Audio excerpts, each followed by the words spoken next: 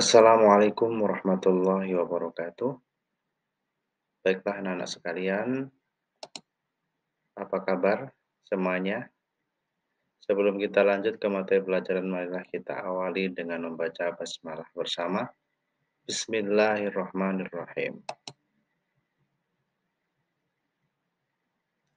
Anak-anak sekalian, jadi tujuan kita belajar pada hari ini diharapkan kalian mampu membaca dan menghafal ayat-ayat dan hadis tentang pola hidup sederhana dan perintah menyantuni para duafa.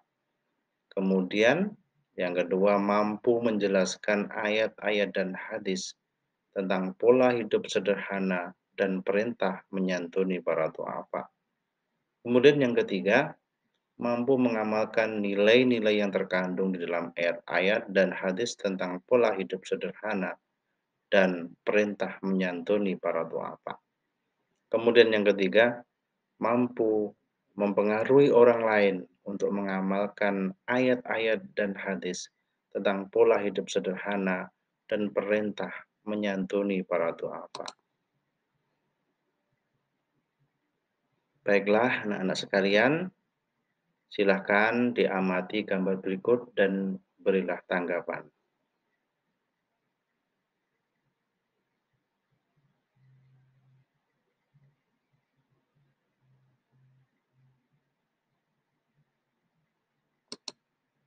Cukup?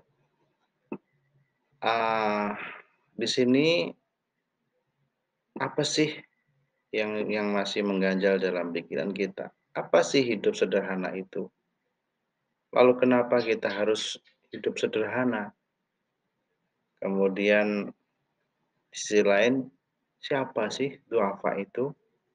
Kenapa kita harus menyantuni kaum duafa? Oke anak-anak sekalian, kita bahas satu dulu yaitu hidup sederhana. Hidup sederhana yaitu hidup dengan cara apa adanya yang kita miliki sekarang ini. Ya, sederhana juga bukan berarti miskin, tetapi yang dikatakan sederhana itu berada di tengah dari hidup yang kaya dan miskin. Ya, khairul umuri awsatuha, sebaik-baik perkara itu adalah pertengahannya. Kemudian dalam kehidupan sehari-hari kita bisa memberikan suatu contoh, yaitu yang pertama membeli barang sesuai kebutuhan. Kemudian tidak suka berfoya-foya. Kemudian menabung sebagian uang yang dimiliki. Dan yang terakhir, ya sebenarnya bisa ditambahkan lagi, yaitu membeli sesuatu sesuai dengan kebutuhan. Jadi beda ya antara keinginan dan kebutuhan, ya. Itu, membeli sesuai dengan kebutuhan kita. Selanjutnya, agama Islam menjelaskan mengenai hidup sederhana, di antaranya melalui surat Al-Isra ayat 27. Innal mubadzirina kanu ikhwanasy syayatin wa kana syaitanu rabbihi kafura. Sesungguhnya pemboros-pemboros itu adalah saudara-saudara setan dan setan itu akan sangat ingkar kepada Tuhannya. Jadi isi kandungan ayat ini menegaskan kepada kita semua bahwa kita dilarang untuk menghambur-hamburkan uang atau harta yang kita miliki secara boros atau berlebihan. Islam mengajarkan kepada kita kesederhanaan, sehingga kita harus membelanjakan harta sesuai dengan kebutuhan saja. Seperlunya saja dan tidak boleh berlebihan.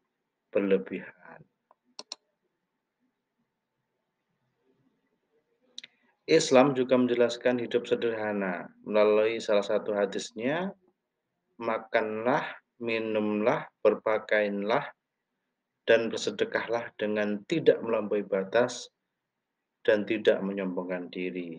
Jadi isi kandungan hadis ini adalah perintah untuk uh, beramal, ya, beramal sesuai dengan kemampuan kita dan kita tidak boleh, menyombongkan diri. Nah, selanjutnya menurut kalian siapa sih kaum du'afa itu?